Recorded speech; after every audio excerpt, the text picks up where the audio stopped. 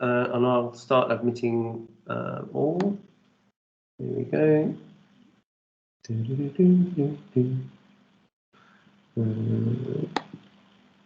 Let's go to people. There's nobody there. There we go. No, they're coming in. They're coming in. Audience for none. Morning, Alan. Morning, Catherine. Morning. Morning, John. Morning, Jim. Morning, Martin. Morning, Mark. Morning. Thank you very much for joining this morning. Thanks so much for joining. Morning, Paul. Morning, Stuart. Morning, James. There's more people joining as we speak. Let's just bring a few more in. Morning, Mark. Morning, Sarah. Morning, Sarah. Thanks for joining. Morning, Paul. Morning, Podreg. So if you've just joined, if you could mute, that would be excellent. Mark, if you could mute, that'd be great.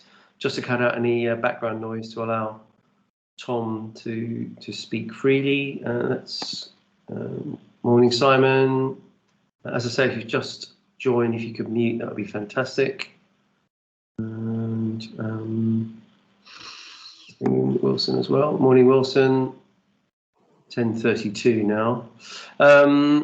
Okay, so good morning, everybody. Thanks for joining this week's Coffee Morning Pension Playpen weekly event, as we all know.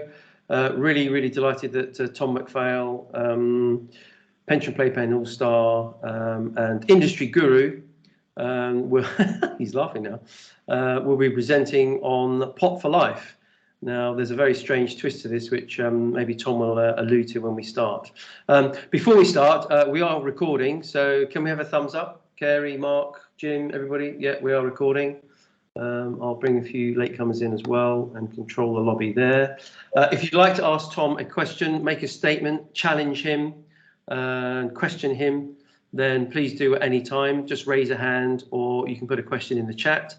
For a lot of you regular people, you know that we do like to get you to be interactive and join in. So we'll sort of unmute and try and get you to ask your question of Tom. So we are recording and we really appreciate your support of Pension Playpen. So without any further ado, I'll pass on to Tom. Good morning, Tom. Start with taking my microphone off mute. Morning, everybody. Morning, Steve. Thank you. Henry, when we came on the call just now, said he was very much in favour of Pot for Life because he interpreted it as free cannabis, which was an interesting variation on public policy. It's not a direction I was intending to go in this morning, but I just want to keep that in mind as a possible solution to the pensions crisis. So I thought just start by acknowledging in passing the recent legislative changes to Jonathan Gullis bill on the auto-enrolment changes. So we're now, in principle, going to move to pension membership from age 18, and we're going to get rid of the lower earnings band so that pension contributions will be calculated on the first pound of income, though also that still needs to be actually implemented. And my understanding is they're now going to consult again on how they're actually going to implement this. So we're still a little way off that actually happening. But, you know, we make slow and steady progress in roughly the right direction.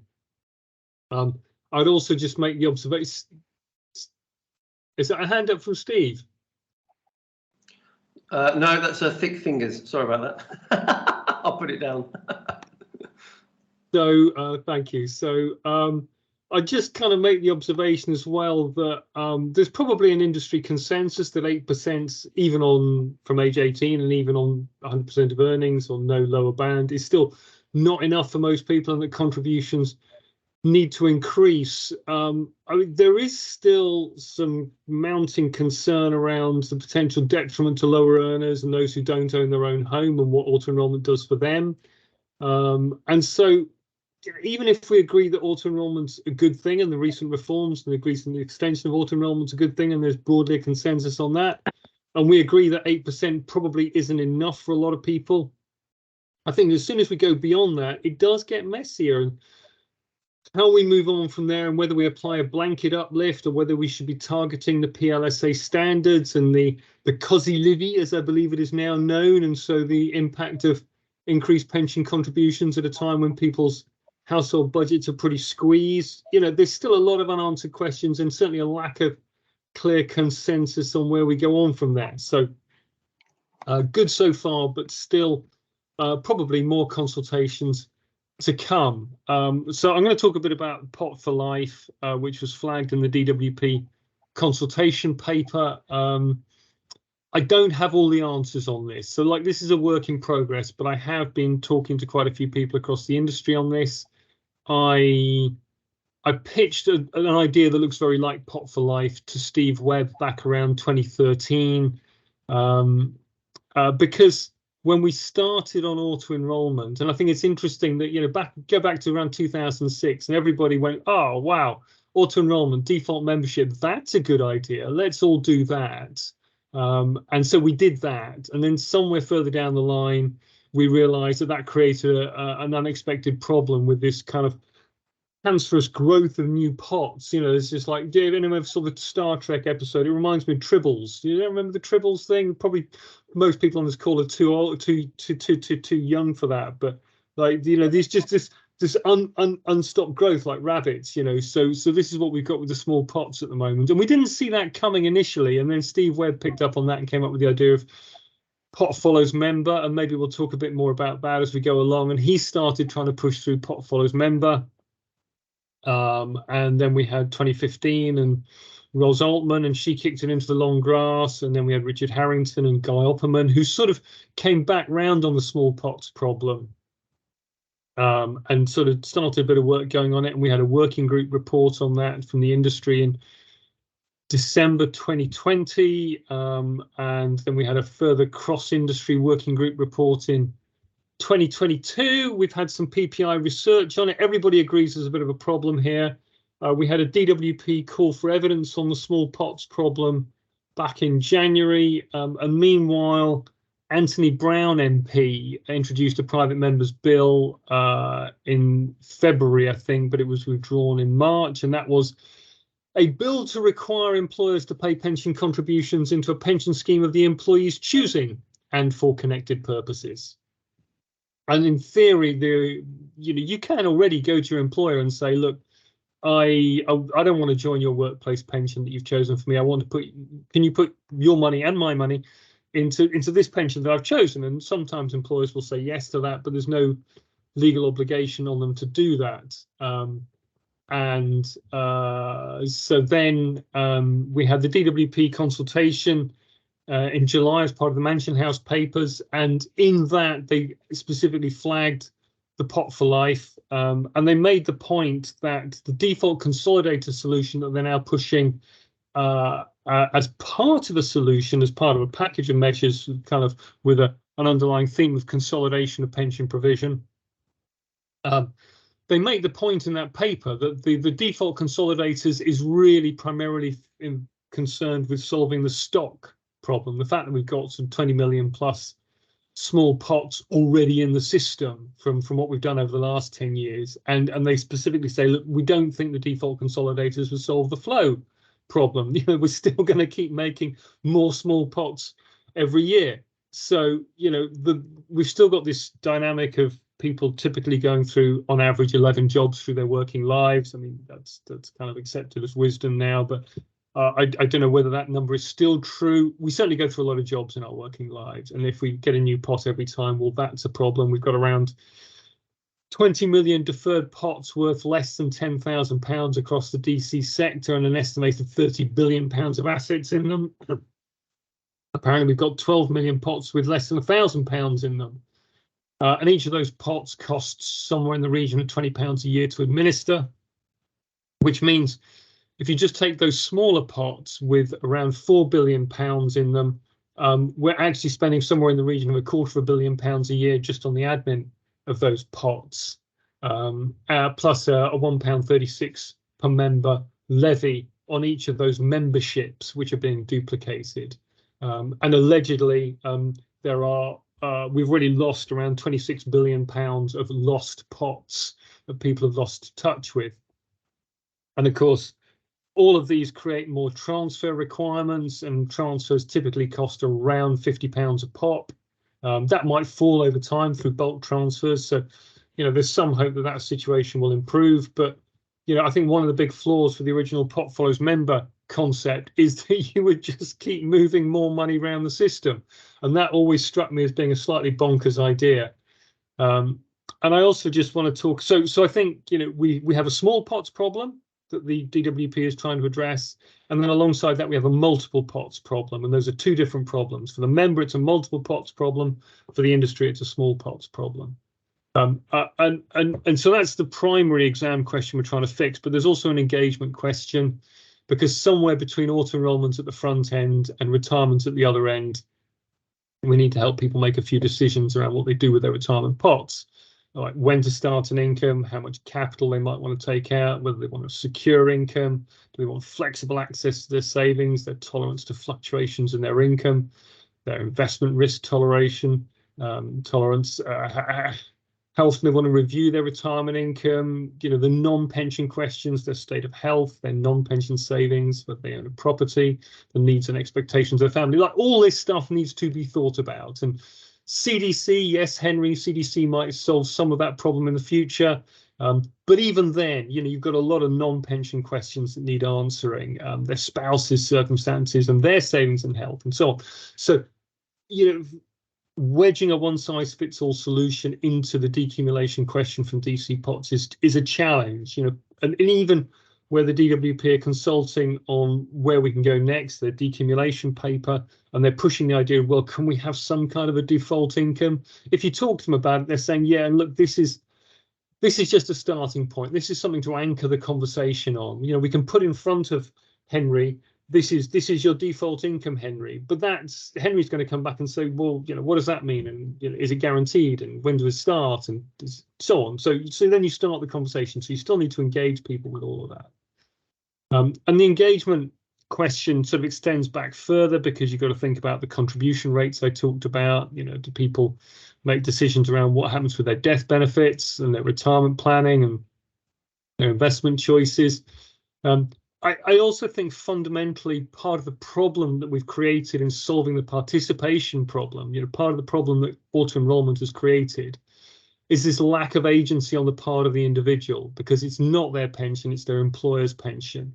And I've always felt there's something peculiarly unsympathetic and anti-human about forcing people to take a new pension every time they change jobs. And I've used the analogy elsewhere of a bank account. If every time you joined a new employer, they said, well, I don't care whether you bank with Lloyds, all my employees bank with NatWest. And if you want to get paid, you've got to have a NatWest account. I mean, that's just bonkers. But that's what we do with people's pensions. So if you get people engaged with the pension, they get to know their logins, they get to know what the paperwork looks like, they get to know their investment choices. So then force them to change that every time they change jobs, personally, I think is a horrible thing to do to them. So the idea of a pot for life, where you can carry your pension pot with you as you go through your working life, just kind of makes sense to me. At the moment, employers have essentially got three jobs in respect of auto enrolment. So the first job is to designate a workplace pension for their employees. What is my default pension? And the second job is to enroll their employees into that pension. And then their third job is to put money into that pension scheme for them. And those are the three main jobs that employers have got with a workplace pension. And where I think we could start with Pot for Life is this pretty simple modification that, as far as I can tell, would simply require a change to the 2010 auto enrolment regulation. So I don't think you even need primary legislation to do this. And this is essentially what Anthony Brown was pushing, where you introduce the element of member choice. So the employer still has those same three jobs. Nothing has changed in terms of the default architecture of auto enrolment.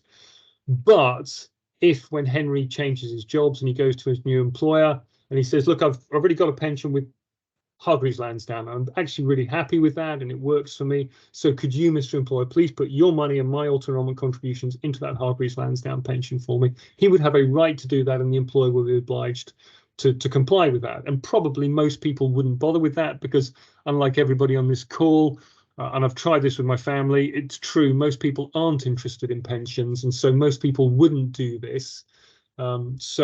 So initially, I don't think it would make a huge impact on the flow of new small pots. Sorry about that. Let's get rid of that. But it would sort of plant a seed of change. Now, in the longer term, you could go for a more profound change where you actually remove that first obligation on employers. So you move away from a world where they designate a default scheme for their employees, and you can move to something more like Australia, where you either have a carousel of pension providers that, you know, if no one's interested at the age of 18 in which pension they're going into, they'll just get put into a pension from a selection of providers. Or you could do what they do in Australia, where you actually are forced to make a choice. And that apparently seems to work in Australia, but we can talk a bit more about Australia. I've had some evidence from Australia. I don't claim to be an expert on the Australian system.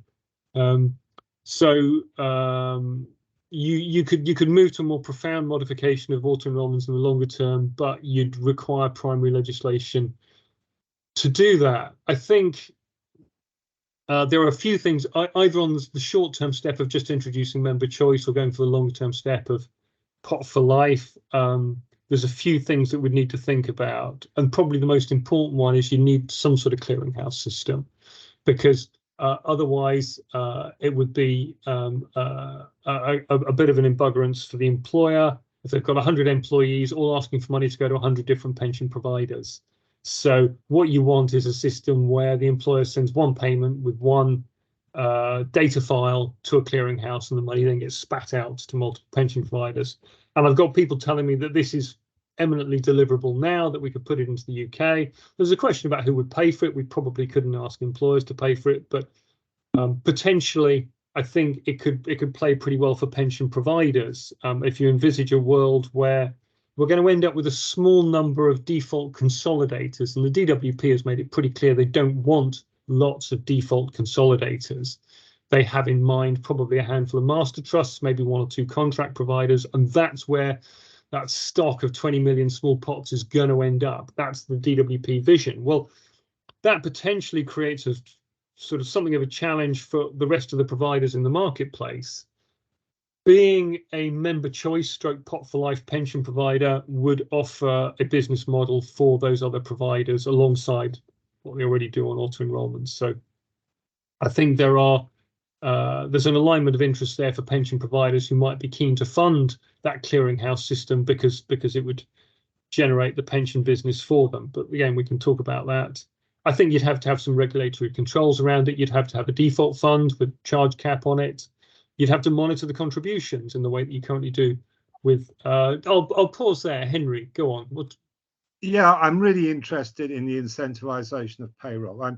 I think I can see plenty of incentives for providers to want to get this sorted out, but I've yet to see anyone put together a business case which says, "Look, I'm Sage, I'm Iris, or whatever it might be, and I'm going to offer a clearing approach so that you can, employer, basically allow money to pass to any of your employees' workplace pensions on this list." Sage tried it right at the outset. They said we got 6 companies, I think it was People, Smart, Nest, 1 or 2 others. They said these are our preferred providers, we'll clear to all of these. And there was no appetite among employers for the service, even though Sage had built it. Now there might be, and I think it's time that we went back. I don't know what your feelings are, Tom. Have you done any testing with payroll? Have you spoken to software providers? Have you spoken to Bureau? Have you spoken to large payrolls? I haven't spoken to the payrolls yet. I have spoken to providers with experience of Australia, and they're telling me, yeah, we've kind of essentially got an off-the-shelf system that you could adopt in the UK. Now, obviously, it's not that simple. You've got to modify stuff, data fields, all the rest of it. But I'm being told, yeah, look, it's entirely deliverable. The tech is available now. You could import it into the UK, so you don't have to go through payroll. You could use a clearinghouse system. I think there's a lot of questions around exactly how that would be implemented.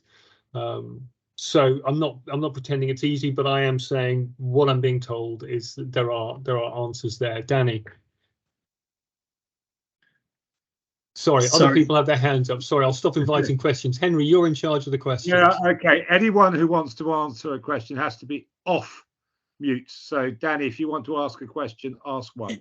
It was less a question and more just a comment. I was looking last week at the DWP 2022 employer survey, and I can't remember the numbers off the top of my head, but it did point to a kind of lack of engagement from employers more broadly when reviewing and renewing and ensuring that their pension provider was fit for purpose. And when you kind of look at the balance of the way decisions are taken to appoint providers, particularly at the lower mid-market SME level, it's mainly the main priority is less hassle for the employer. So, channeling through accountants and payroll bureaus and everything else. And the worry is less about member outcomes. So there's a real kind of disengagement from the employer here, and clearly there's a need for individuals to feel greater ownership of their pension. So it feels that this is an approach that clearly we're not going to get to, 30, 40, 50% engagement with this type of offer in the first few years. It does feel like the obvious way forward. I mean, when I joined the pensions industry in 2006, I honestly naively thought that I could just take my pension pot that I set up with my first employer with me wherever I went. And of course, I was working at a pension consultancy at that time. And the comment was, well, no, you stupid boy. How else would we get paid? We advise employers. And there is an element of vested interest here that it feels that is blocking the progression to this type of model. Thanks, Danny. I mean, yes, when personal pensions came in 1987, they were deemed to be portable, and they never have been. Tom. Yeah, so I mean, I basically, Danny, I agree with you. I think where we've got to, if you were going to do the pot for life thing or a member choice thing, it would have to be, not all pension schemes are going to want to do that. So if I've been working at Glaxo and then I moved to a different job, and I said to my new employer, can you pay your contributions into my DC Glaxo pension scheme? Well, the trustees of Glaxo might say, actually, we don't want to accept you. Yeah. So there's that. So I think you'd have to limit member choice to public offer pensions, master trusts, life co's platforms, pensions that are open to general membership.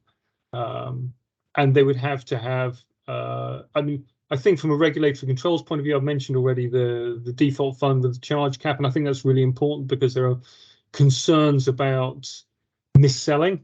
And I think that's a question that's been raised before. I think having the charge cap and the controls of consumer duty, which we've now got from the FCA, mitigate a lot of those concerns, as do the value for money controls from the pensions regulators. So if you were going to do this, now seems to be a moment when we can actually legitimately look at it and say, well, there's actually no reason why you can't do this. I know Laura Trott is really interested in it, and DWP officials are interested in it. Whether anything's going to happen this side of the general election is probably a relevant question. I think if the DWP can see that actually the kind of barriers that I've talked about, and particularly around the payroll and the technology, are all deliverable, that it can be done, that might persuade them that there is room to pass this secondary legislation to at least lay the groundworks for member choice before going on in the longer term to look at something more profound like pot for life, where you make some more fundamental primary legislation changes to the auto enrolment system. But right now the whole thing seems to me A, doable, and B, kind of timely and pertinent off the back of the default consolidators. So which is why I've been having various conversations with people about it, and there is a bit of an effort on the part of the industry to try and pick up the challenge that the DWP has presented and run with it. I am conscious that there are plenty of pension providers who have existing business models predicated on a book of business and a flow of new members and a salary profile across that membership that could be disrupted by the introduction of member choice. And so there is potentially some resistance to this idea. And I think those conversations need to be had. And I would, welcome on this call pushback from anyone who thinks that it's a bad idea. So I can see Martin's got his hand up. Martin, do you think it's a bad idea? Do you want to jump in at this point?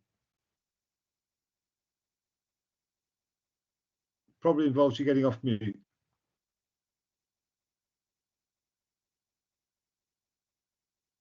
No, your brief window has been missed, Martin. If we hear you in a later stage, please come back. But I mean, I would think that a voluntary adoption system for pot follows member might well be the best way of introducing this. If we could get to a point, as Sage did, where the top 10, if you like, providers who probably enroll, I know 60-70% of employees. If you look at Nest, Peoples, Cushon, Now, Smart, whatever, Legal and General, if they all were clearing or were in the clearing houses and they were generally adopted by employers, we'd get there, wouldn't we? Well, I think so. And I think if the DWP plants the seed and introduces member choice and says, if then someone asks, you have an obligation to deliver, and this is the universe of probably no more than a few dozen member choice providers who satisfy the auto enrollment criteria and are public offer pension schemes. Oh, sorry, message from Martin. Presumably your microphone's not working, Martin. You make the point about HR and payroll. That's where we end up. That's the critical question. It has to be deliverable in a way that is not going to be a major embuggerance for the employers. So if the payroll and the distribution of the pension contributions and the that can be delivered well, and if TPR can be satisfied around the monitoring of the contributions, then I think we're good to go as a member choice concept. I see no reason why that couldn't be introduced as a first step. And then we could suck it and see, and then use that as a staging post to something that looks more like Australia and stapling in the longer term. I think one of the concerns about Australia and stapling is that people just get locked into the wrong pension. Go on, Martin, are you going to try again?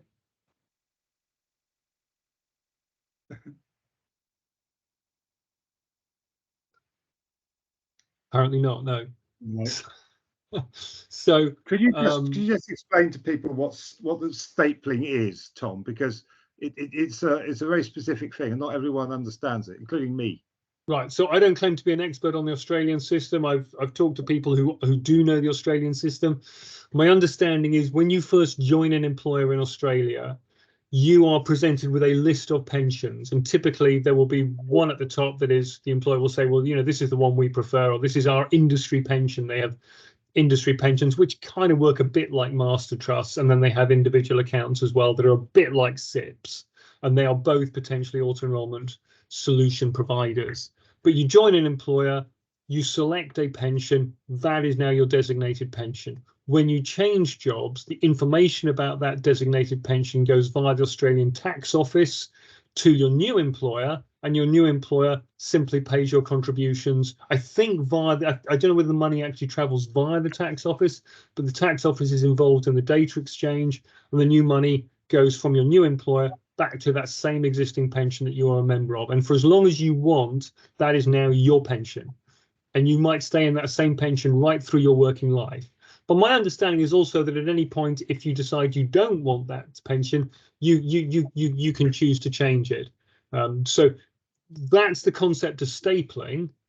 but it's not a permanent thing. You still exercise, you still have capacity for individual choice around stapling if you subsequently decide you want a different pension. Now, one of the things that has led to in Australia is quite a lot of advertising around pensions, and some people feel a bit queasy about all these pension providers falling over themselves to pitch for the members' contributions. You know, this feels like a bit of a free-for-all.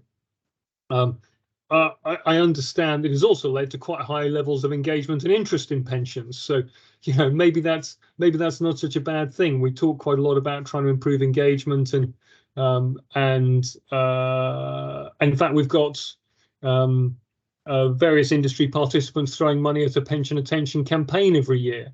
So maybe we just kind of tie in a bit of commercial interest, and it kind of becomes self-fulfilling. So, but I think within all of that, you just have to retain those regulatory controls, things like value for money, consumer duty, charge caps, and after that, you know, let 1,000 flowers bloom. But that's my understanding of how Australia works, Henry. Thanks. Great comments from Alan Chaplin, who worked at System Sync for a time, saying there was zero appetite among employers to clear, and that the Bureau basically wanted to use their pet provider.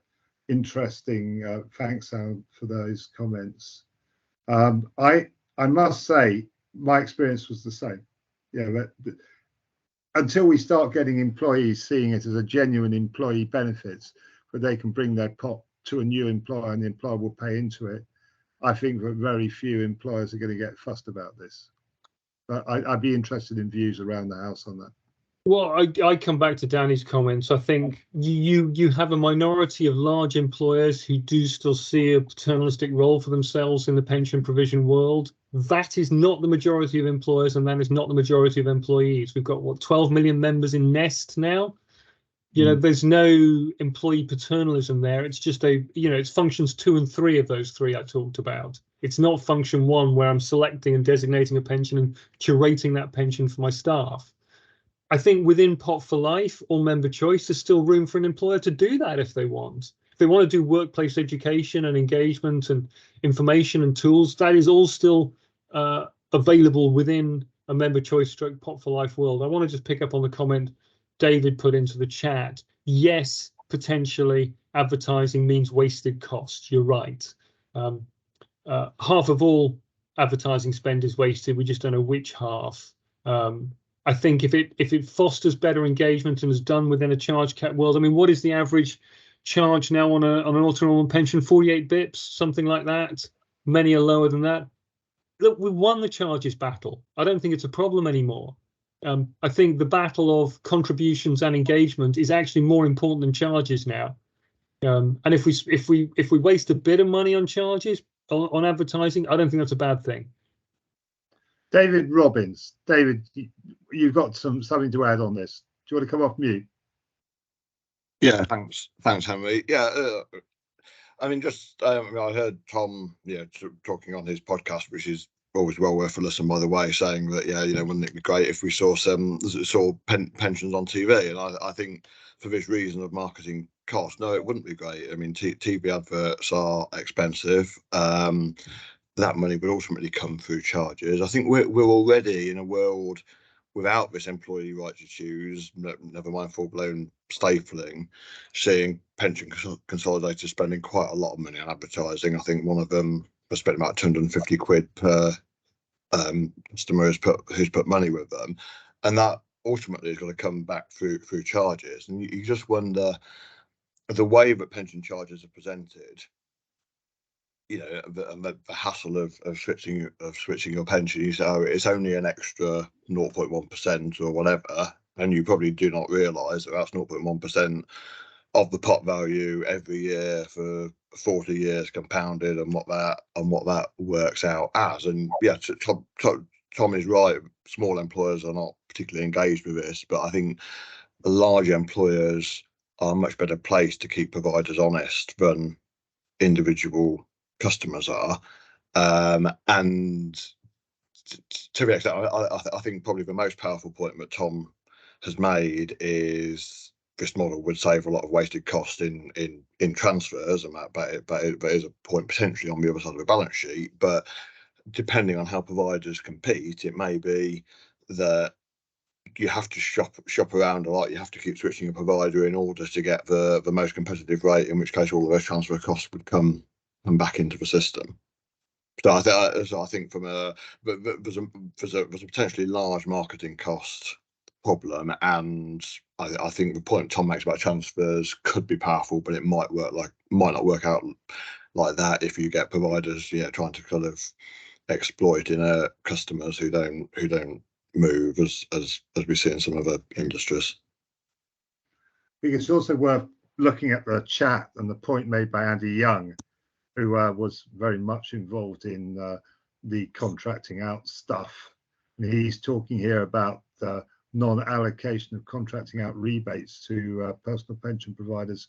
Wow, there's a thing. I wonder if we all missed out and whether that money is still sitting in the orphan accounts of large insurers. But there is a question here. The more complexity we build into the system, the greater the operational risk. Tom, would you recognise that, or do you reckon we've now got beyond that technology can do the allocation properly? I don't claim to be a technology expert. I think so, and I think if you work with a relatively small population of member choice providers, where you have to be admitted to, in the same way that master trusts have to be approved by TPR today. If we say, okay, anyone that wants to be a member choice provider within the auto-enrollment framework has to tick a couple of boxes. You start with a relatively small universe of providers. I think that mitigates some of the risk. I think you need to get the kind of clearinghouse tech experts who claim to have the answers to this to answer those kind of questions. I'm being told it is all doable. I also recognise that, we've been here before, and things generally in pensions aren't quite as simple as they might appear on the surface. I guess what I come back to on this is if we don't do this, what is our solution to the multiple pots problem? So the DWP has said we are doing default consolidators. Now, we can relitigate that, we can argue that, we can try and we can have a second referendum on that one, and perhaps we can change that and go back to pot follows member, and all the attendant problems associated with that, where we just have these, we move away from the member-centric solution to one where it's all about the providers and the pot's following people around their working lives. I mean, to me, that doesn't seem like a good answer. And maybe we'll go back there again one day. Right now, the answer for the stock is default consolidators. And if that is the answer for the stock, then member choice and perhaps ultimately pot for life seems the logical answer to the flow problem of the small pots. I think it also has the virtue of solving some of those engagement problems that I talked about as well. That it will ultimately lead to a world where, as a natural course of events, people are more tuned into their retirement savings as they approach their 50s and 60s, because they've got one pot and it is their account and they can make informed decisions about it. The single commonest transaction at retirement today is still for people to cash out a small pot in its entirety, to take that 10 grand as a lump sum and walk away with it. And I think pot for life, member choice, starts to solve that problem as well. So, I've tried to be fair and acknowledge that this is not a problem-free solution, but it seems to me the least worst solution to the situation we find ourselves in today. Interesting point from Mark Upton at the end there of the chat about whether you might want to do auto consolidation at the back end of somebody's career. It doesn't really get around the sort of problems that that providers have with levies and administrative costs and so on.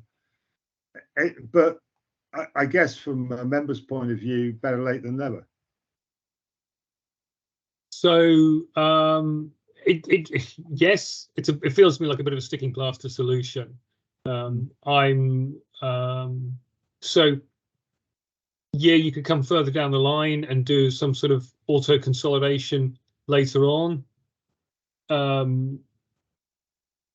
I think if in the meantime you are continuing to inflict multiple pots on individuals for the bulk of their employment and savings journey, that doesn't seem to me a good answer.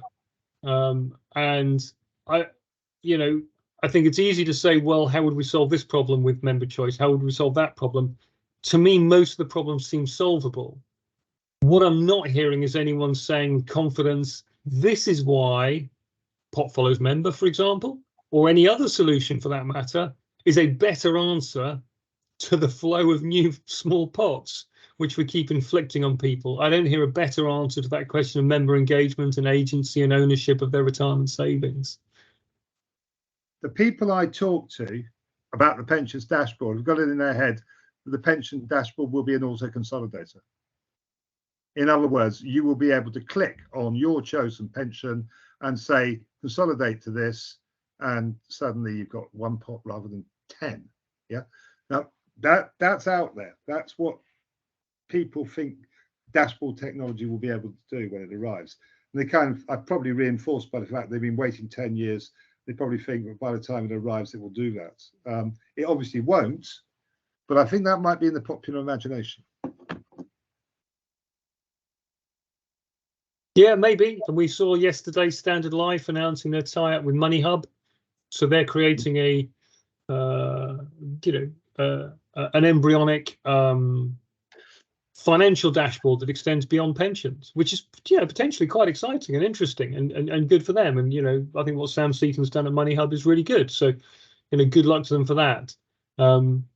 Maybe you can in the end create a virtual consolidation of your assets that then the push of a button could consolidate them. In the meantime, we're still doing that thing of creating multiple pots and still inflicting a new pension on people every time they change jobs. And that still seems to me a very anti-human thing to do. It seems to be almost deliberately contrived to make people's engagement with pensions as unpleasant as possible. David. Yeah. Do you want to come back, David?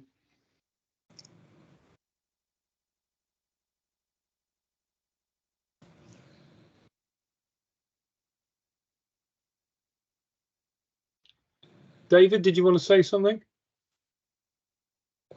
Which are you referring to me? Which David? Yeah, David Hilton. Yes, Oh, sorry, David. David with your hand up, Hilton. David. Sorry, too many Davids, too common. So I work at Pension Sync. I've been there for nearly 8 years since we went live. Before that was at Nest, and now Pension Sync's owned by Employment Hero, what was KeyPay. So I've worked across payroll, pensions, and in between, if you think of Pension Sync like that. So I think I get a reasonable balance across all three. I think payroll can cope with a solution like that. The difficulty is the lack of technology at the pension provider end. To be able to do multiple pension schemes for a single employer, it really needs APIs to be able to just send the data directly from payroll to the pension provider. Employers don't want 3, 4, 10, 15 different CSV files to have to upload every week, every month across multiple providers, multiple platforms. That's a lot of work. Some of the dinosaur providers, it takes hours to do one single file. So they don't want to have to do lots and lots of different files. If the pension providers offer APIs, which 6 or so do, that's all well and good, and they can use technology like Pension Sync or payroll software, can have their own, build their own links, and they can do that very easily. The bigger difficulty at the pension provider ends, not having APIs, having single policy numbers on particular pots for employees, so they can't even move them between different employers. So you'll get things like at Pension Sync, I had an Aviva pot. We were then bought by KeyPay, so we had a completely different pension scheme because we were 2 bit across, and I end up with 2 Aviva pots. They may be on different terms, they may have different AMCs because they've been bought by different providers, different employers, and it's just a mess at the pension provider end. It's not one pot per person. Not many of the providers will combine pots based on NI number and various basic identifiers. So the problem isn't really the payroll end, it's the pension provider end. They just can't cope with multiple different people existing all over the place and different employers. It will just create more small pots at quite a lot of the providers.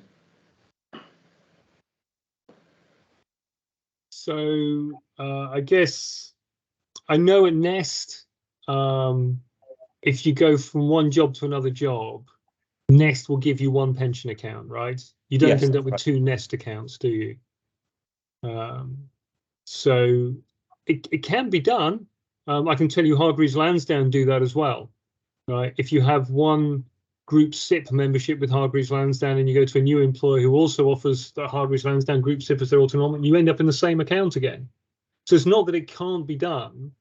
I suspect that if you introduced a commercial incentive for providers to accommodate it and said, well, you guys get to be the member choice pension providers or the pot for life pension providers in the longer term, they might find a way.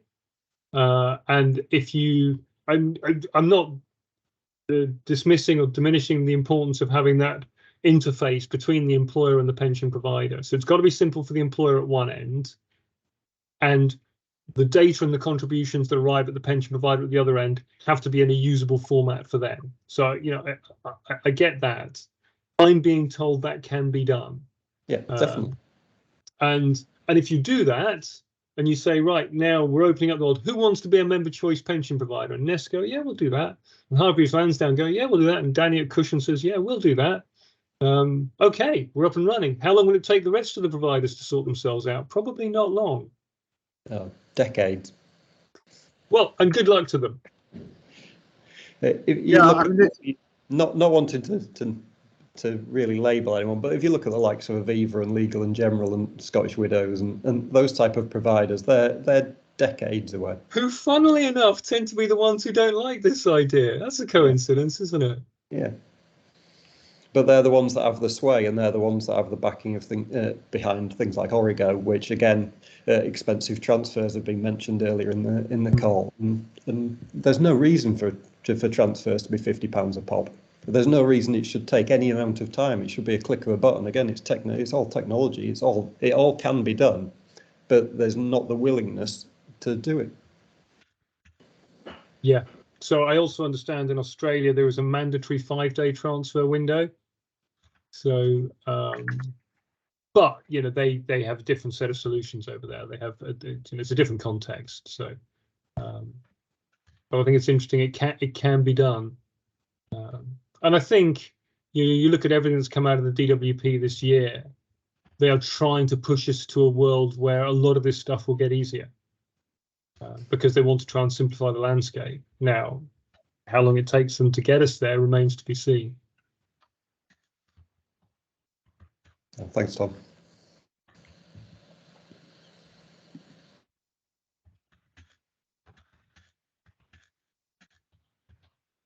Okay. Have we got any further questions immediately? David, your hand is up again. Now, this is David Robbins. Yeah. Yes. So, I mean, just really to, I suppose try to muddy the waters a bit on a couple of points that Tom but Tom has made, and yeah, I'm not saying he's wrong on these points. I'm just saying that it's not completely obvious to me that he's right. And so, I mean, we're really the point about engagement. I mean, yeah, there's something intuitive about I've got all my pensions in one place. It's easier to engage with them, and if I've got lots of small fragmented pots, I might be more likely to catch them out. I absolutely see where Tom's coming from on that.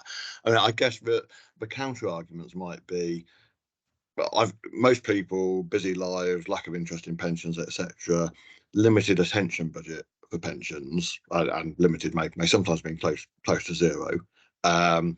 So are we actually, do we risk displacing the limited amount of attention which they have for these things away from more important substantive points? How much should I be contributing? How should I be investing? What should my accumulation plans be, etc., towards this kind of brand-based provider choice? Now, I can see that can go either way, but it's not obvious for me that it's a plus for the most substantive forms of investment. And in terms of not cashing out, yeah, again, I think what Tom says makes sense. But I guess the other argument would be that might people be more likely to kind of split their pots in terms of this bit's for income, this bit. I mean, when people reach retirement with much bigger total DC wealth than they are doing now, yeah, I'm going to take this bit as cash, have this bit for long-term income, etc. If it is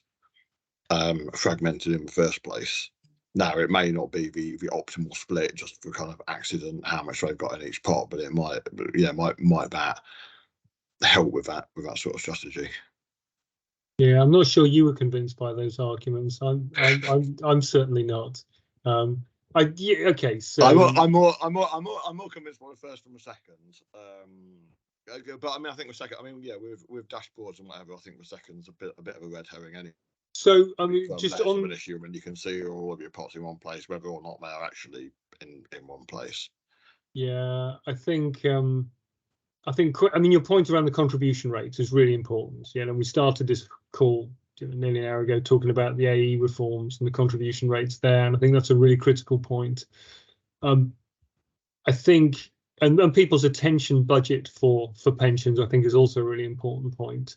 I think, and I don't have empirical evidence to show this or any kind of research data to hand to prove this, my instinct is if you've got one pension provider and that pension provider has to compete for your continued custom.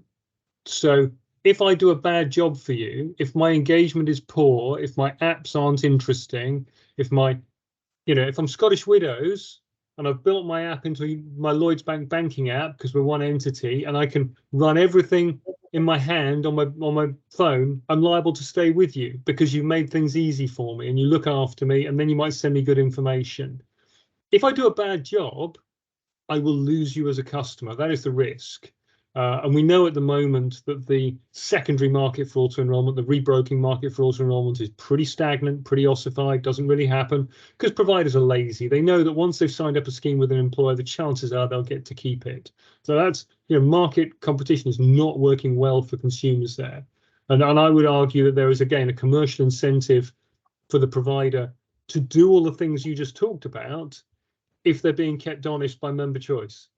Well, yeah. Well, hang on. But I mean, they could be being kept honest by employers as well. I mean, the fact there's not a huge amount of switching doesn't mean that there's no pressure there, and the fact that charges are way below the charge cap in the workplace space, where and perhaps higher in the individual retail space, might suggest that employers are going to be more effective at keeping providers honest than consumers are.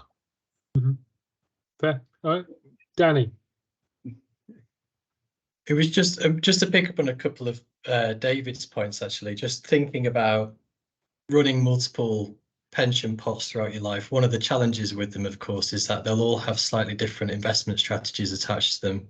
Some targeting cash, maybe a handful targeting annuity, some targeting drawdown, different de-risking periods, consolidation periods, some private markets maybe, some without. And it just makes no sense when it's all if you kind of look at it in the round. So from that perspective, it makes more sense to have it perhaps in one place. And the kind of strategy of running different pots for different outcomes, that's fair and valid. And with the member decides model, you can execute that. But you can also do that within some providers do that off the shelf anyway, in terms of being able to build individual pots with different objectives within your pension policy. And then I think just to finish up, just an anecdote. So my partner, she's a fashion designer. When we first started dating, I found a box of shame under her bed, which was full of pension statements that she hadn't opened. And this is not a made up story. It's true. It's absolutely jam-packed full of pension statements. She didn't know what to do with them, couldn't be bothered engaging with them, just felt a bit overwhelmed. And she's now been self-employed for a few years. And I've looked at these pensions. One's a master trust with a well-known provider. It's good, charges are low, performance is solid. Another is a contract base that was loaded with commission back in the day. Terrible investment strategy, terrible investment performance. So you've got a real kind of, two extremes there. I've tried to, over the years, to say you need to set up your own pension as self-employed. She's never got round to it. And then the advertising on the TV, on the bus, on the trains and everything else, something somewhere has hit home with her, and she, off her own back, she's gone and set up her own pension, albeit with one that all of us in this room might not necessarily approve of from a kind of charges perspective. But it has made her take that step to set up her own pension scheme, take control of it herself, and actually contribute a meaningful amount, which, you know, to all ends is much more effective in terms of delivering an outcome for her than 10, 20, 30 basis points additional charge loaded because they've had to pay £250 worth of advertising to bring her on as a customer. So, you know, I think marketing costs shouldn't necessarily be looked at as an evil if they can drive better behaviours from the people who are acquiring those products. But that is someone who's self-employed. So for her, the counterfactual. Yeah, I mean, and it's an anecdote, right? At all, but it's also an anecdote about a self-employed person for whom a counterfactual would be not saving at all, rather than an anecdote about an employee for whom it would be, well, I'm enrolled into my employer's scheme with whatever contribution. Which is why the guardrails side of things from an employment perspective is important. You know, consumer duty, master trust authorization, maybe a blend of those things it's important. Yeah, I agree with that. And you know, I'm really interested in where they've got to in Australia, where, you know, if you're bottom of the heap, you have to write to your members and tell them they're in a poor performing pension. And if you're still bottom of the heap a year later, you've got to close your books to new business. Okay, now potentially that's what VFM could do, the TPR could do in the UK with VFM. Whether we ever get there or not remains to be seen. But yeah, I think, you know, your guardrails are important here. Steve Goddard, you've got your hand up. What do you want to say? I know. I thought I'd chip in my little pennyworth. Yeah, I mean, you're talking about the regulator there, value for money, treating customers fairly. Going back to one of the points you made on a small pot, well, probably nearly an hour ago. The levy, the TPR levy, was 136. I believe that is the right number at the moment. Yeah. So if you've got a £500 pot, that is 27 basis points for your £500 pot. And the average AE provider is 46, 47, did you say, something like that? So even 50, doesn't really matter. So how are you going to get good investment, good trustee governance, good administration, great product for the other 23 basis points? Surely the levy has got to, like they forced the industry, the providers, to reduce costs for under £100, surely the pensions regulator levy should be reduced or stopped for pots below 1,000 or something like that. I don't know. I mean, I just think it's a real, you know, they're telling us to treat customers fairly, but they're not doing it themselves, if you see what I mean. Do you agree or disagree? I'm hesitant to agree with your solutions. They may be the right ones. I mean, I think, to me, ultimately the answer is to have fewer pots, right? So if we get to fewer pots, the problem goes away. Though then, you know, maybe the revenue base for the regulator needs revisiting. So, but yeah, I would argue a fixed cost is inevitably going to be more punitive on people with smaller accounts. Okay, cool. Mark, you've got a question in the chat, Mark. Did you want to talk about MOTs and things like that?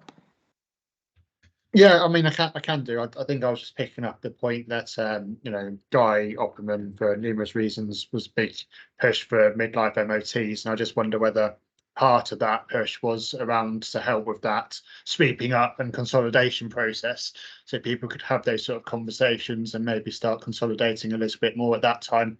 I know we talked about at the beginning and we've talked about at the end, and now I'm saying, what about the middle? But you know, I do wonder whether that was part of the thinking behind midlife MOTs. So I think the consistent theme for Guy's tenure as pensions minister was one of engagement in all its various manifestations. But yeah, I think the midlife MOT. I'm trying to remember. I saw a provider's just announced that they're introducing midlife MOTs for. You know, it's a good idea. Whether or not we have member choice or pot for life or default consolidators or whatever, I still think, you know, I think there's a useful role for the MOT to play. I think most of us, kind of in our mid-late 40s ish, need a bit of a sense check on where we're headed, if not before. We've just lost Henry. Yeah, he's dropped off, I think. Absolutely. So, yeah, no, I agree, Tom. Agree. Are there any other questions? John Mave, you made a point, John. Do you want to unmute and make your point?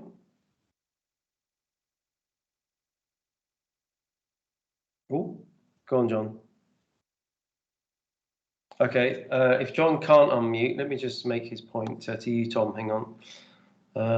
So in the chat, Tom is talking. Let's have a look about education. Sorry, my messages need to catch up.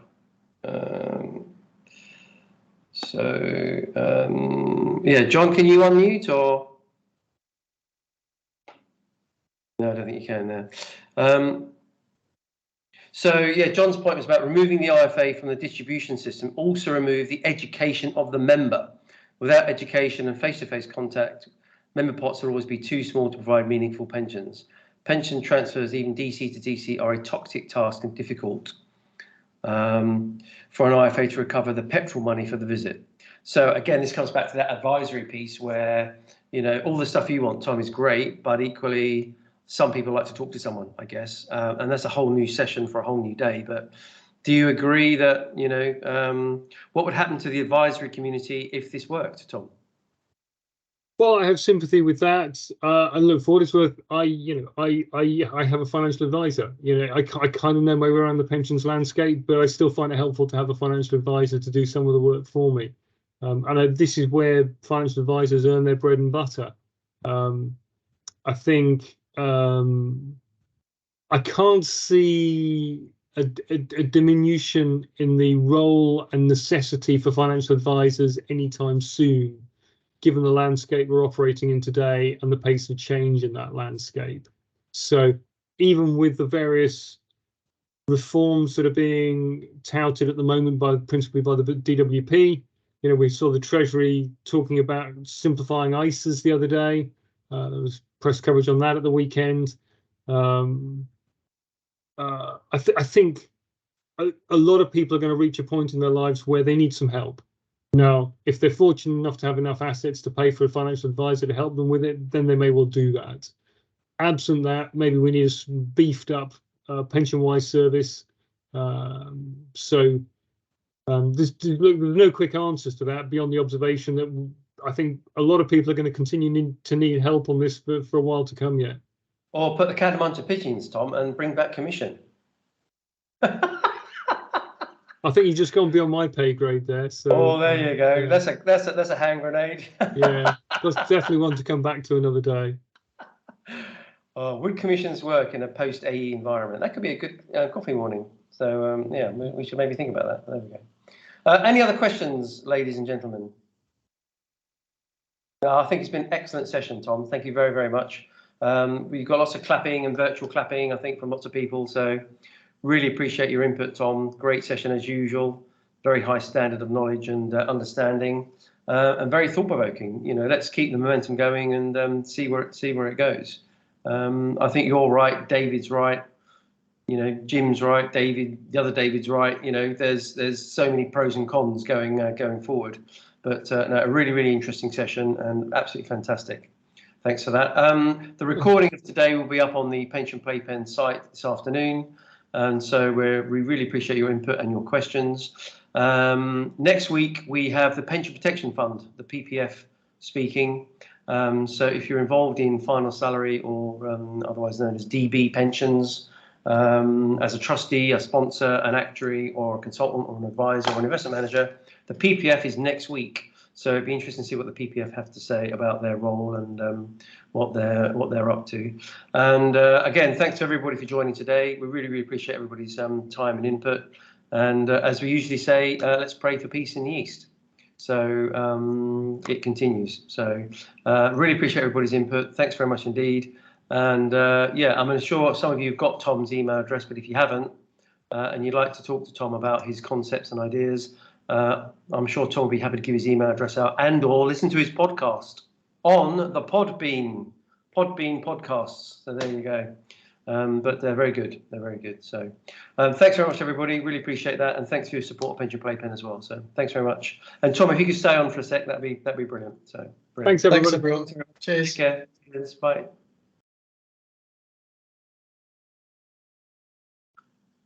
Thank you, Tom. That was fantastic. Really appreciate that. Good hosting from you and Henry as always. So thank you. Yeah. Sorry, I think Henry had to shoot out to a meeting at something like that.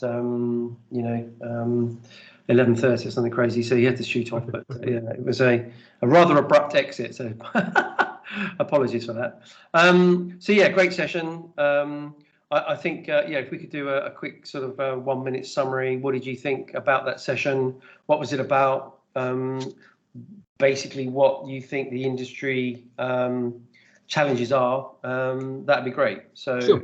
We'll keep the recording going, and then we can post it on LinkedIn or whatever. And it's just good. So we've just had a really good chat about the DWP's push for Pot for Life and the concepts around member choice and how it all work as a solution to the multiple pension pots problem that they've flagged in their recent consultation paper, their solution of default consolidators to fix the stock of small pots, but this question of how we cap off the ongoing flow of small pots. We've just had a really good conversation around how it would work and the implementation challenges, things like clearing houses, modification of payroll, a lot of discussion around the regulation of how it could operate to protect consumers, concerns about advertising.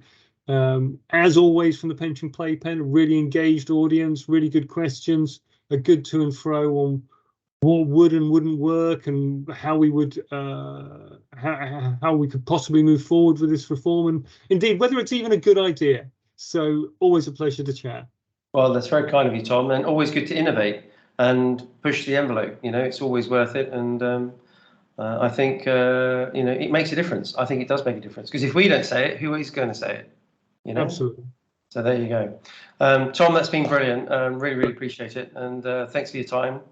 And my pleasure. Thank you for asking. I'm sorry to hear you got wet this morning walking the dog. Is it still raining? It was lovely. I had my waterproof on, so it was all good. So okay. Well, there you go. I really appreciate your time, Tom. Really fantastic. All right. And good to see you, Steve. speak soon. Yeah. All right. Okay, Take care. Thanks a lot. Bye.